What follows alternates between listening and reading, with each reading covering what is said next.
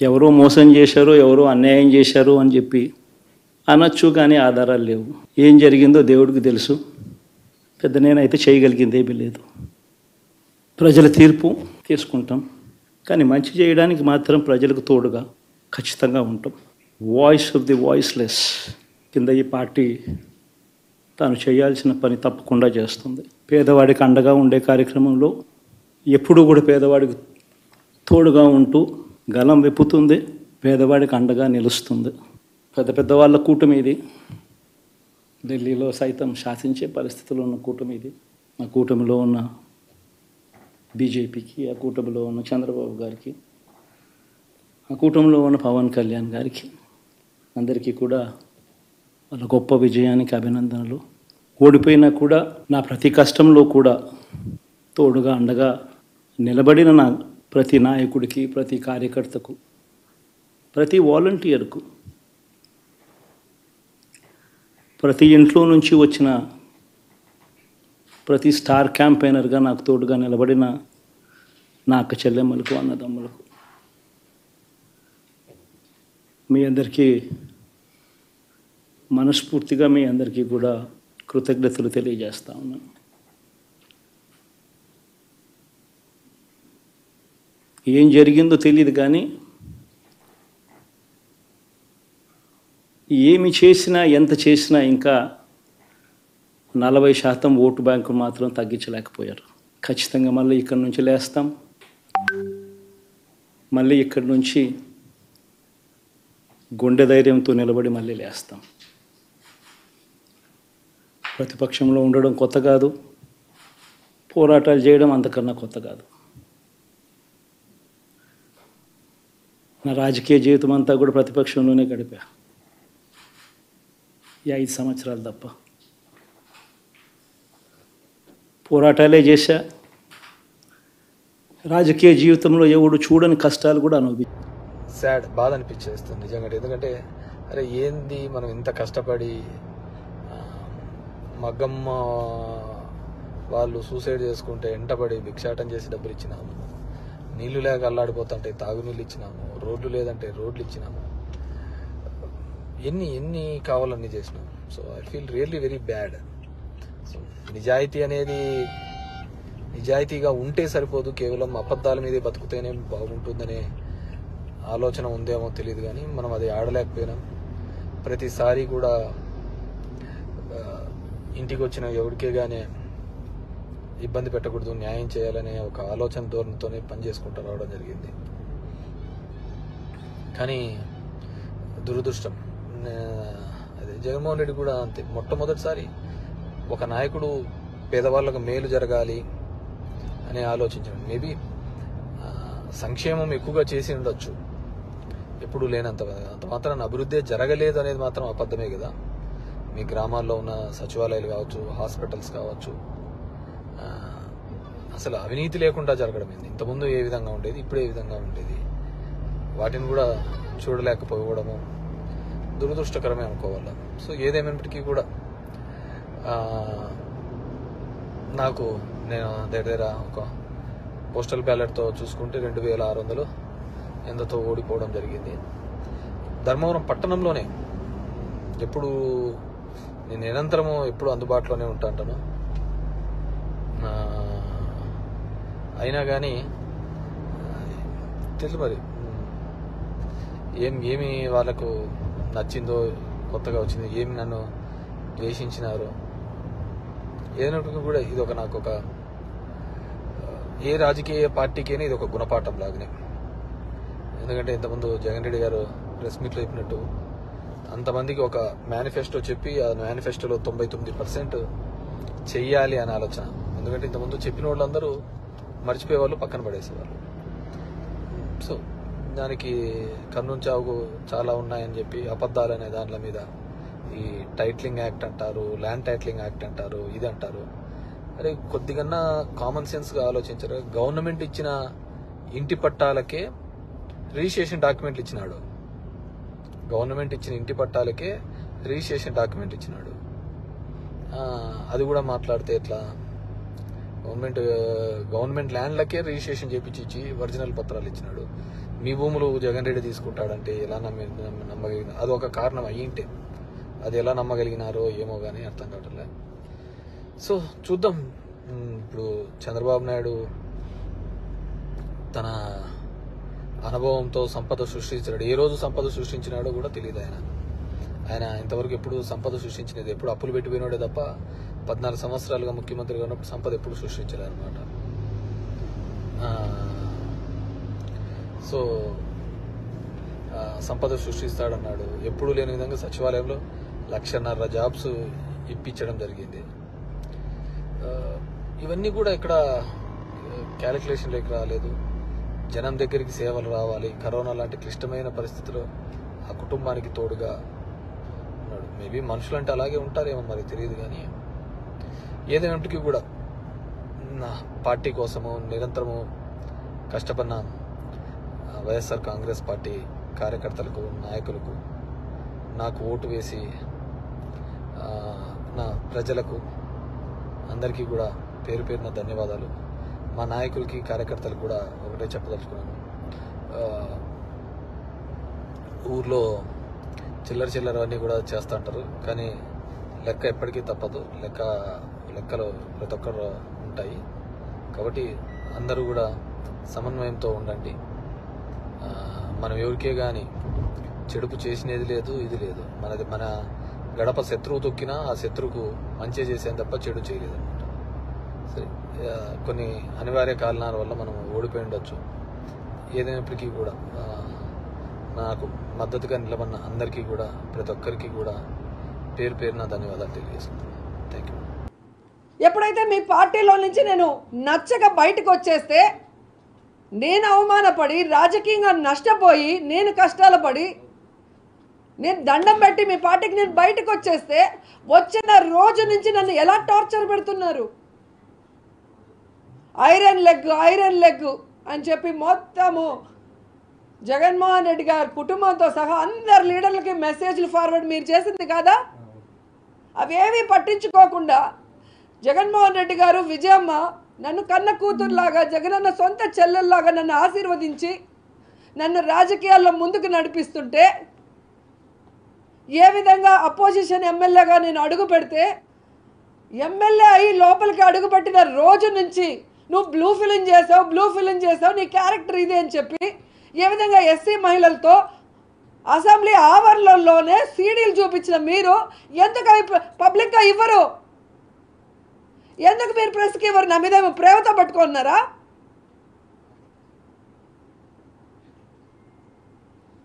ఈరోజు సుప్రీంకోర్టులే ఆర్డర్ ఇచ్చినాయి, ఆడదానికి నచ్చినట్టు బతకమని. మీరెవరు అడగటానికి అంటున్నా.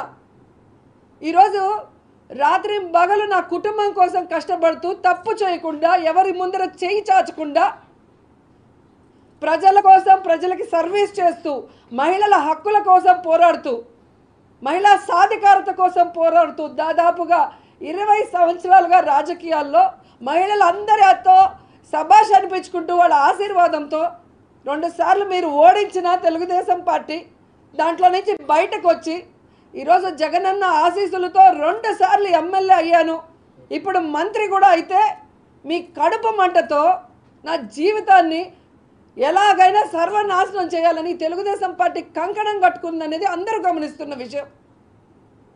నేను సూటిగా ఈరోజు అడుగుతున్నా తెలుగుదేశం పార్టీని, మీ పార్టీ కోసం ప్రచారం చేసిన సినిమా ఆర్టిస్టులందరినీ కూడా ఇలాగే మాట్లాడతారా? రికార్డింగ్ డ్యాన్సులు చేసుకునే వాళ్ళు, బ్లూ ఫిల్మ్లో యాక్ట్ చేసేవాళ్ళు, లాడ్జిల్లో పనుకునే వాళ్ళని. ఈరోజు మీ పార్టీలో ఎన్టీఆర్ గారు స్థాపించిన పార్టీ అనే జయసుధ గారైనా, జయప్రద గారైనా, శారద గారైనా, దివ్యవాణి అయినా, కవిత అయినా, ఎవరైనా కూడా వచ్చారు. కానీ మీరు చేస్తున్న అసహ్యమైన పనులు, మహిళల్ని ఎంత చీపుగా ఒక ఆట వస్తువుగా చూసే మీ విధానం, మహిళల్ని ఏ విధంగా ప్రచారానికి వాడుకొని ఆ తర్వాత వాళ్ళు రాజకీయంగా ఎదగాలంటే వాళ్ళని తొక్కేసే విధానం చూసి అందరూ బయటికి వెళ్ళిపోతున్నారు. ఎందుకు ఈరోజు ఒక్కరు కూడా మీ పార్టీలో మహిళలు లేకుండా వెళ్ళిపోతున్నారో ఒకసారి మీ మనస్సాక్షిని అడిగితే మీకే అర్థమవుతుంది.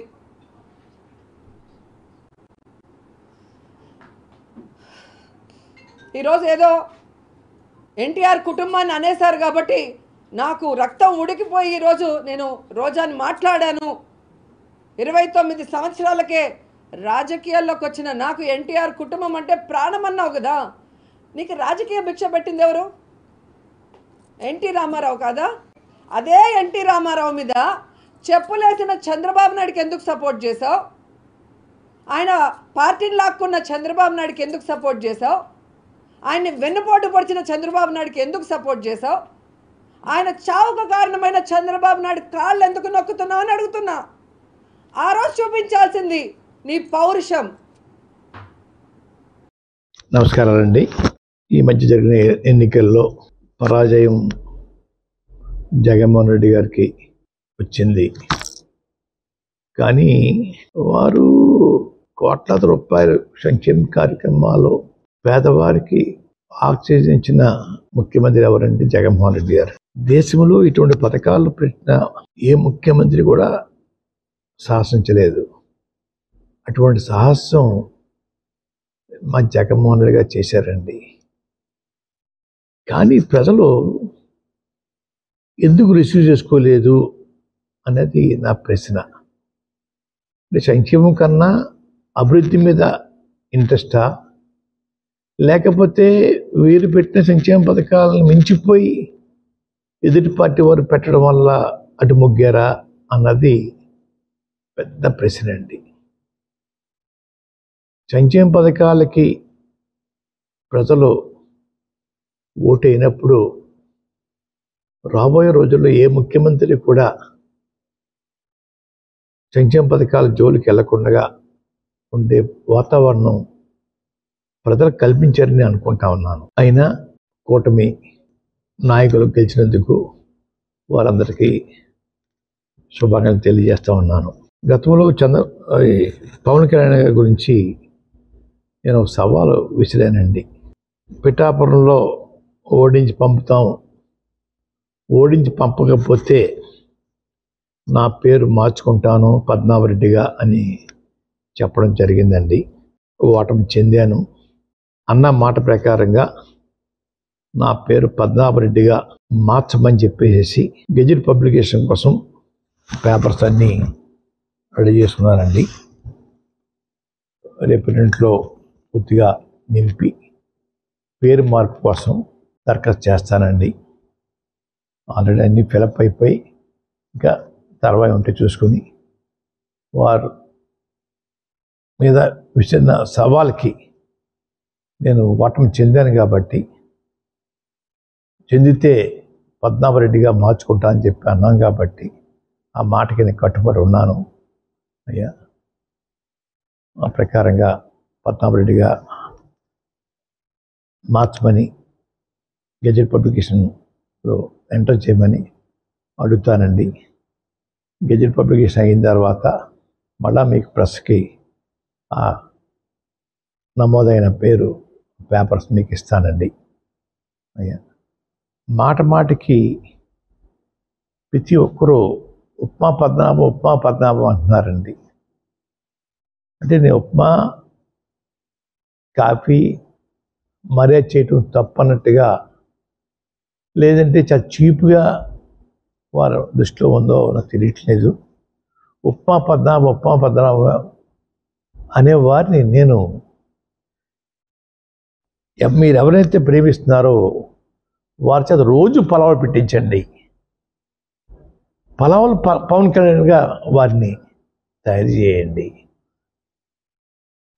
అంతేగా నన్ను మాటికి ఉప్మా పద్మనాభం అని అవమానించాలని ప్రయత్నం చేస్తూ ఉన్నారు. మా తండ్రిగా తాతగా దగ్గరించి కూడా ఇంటికి వచ్చిన వారికి మర్యాద చేయటం మాకు అలవాటు. ఆ అలవాటుని తప్పుగా మీరు బోతోతలు చూపిస్తూ ఉన్నారు. మీ ఇళ్ళకి వచ్చినప్పుడు మీరు టిఫిన్ కాఫీ పెట్టరా? అది కూడా చులకంగా మేము అంటే మీ పరిస్థితి ఏంటి? వచ్చిన వారు మర్యాద చేయటం నాకు అలవాటు, మా కుటుంబంలో ఉంది అయ్యా. మాది విరక్తి వచ్చిస్తుందండి. పోనీ విరక్తి ఉప్మా వచ్చేసిందని నేను బాధపడలేదు.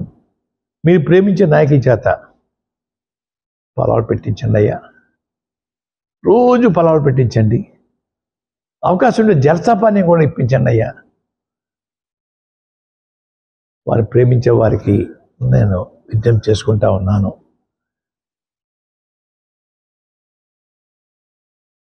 రాజకీయ నడక జగన్మోహన్ రెడ్డి గారితోటే ఉంటుంది, వారి వెనకాలే నేను నడుస్తాను అని చెప్పి మరొకసారి జగన్మోహన్ రెడ్డి గారు చేపట్టిన పథకాలని గౌరవించిన ప్రజలకి బాధతో చెప్పేది, మీరు మీకోసం కష్టపడ్డ జగన్మోహన్ రెడ్డి గారిని గౌరవించకపోవడం అనేది చాలా బాధాకరమని ప్రజలందరికీ తెలియజేసుకుంటున్నాను.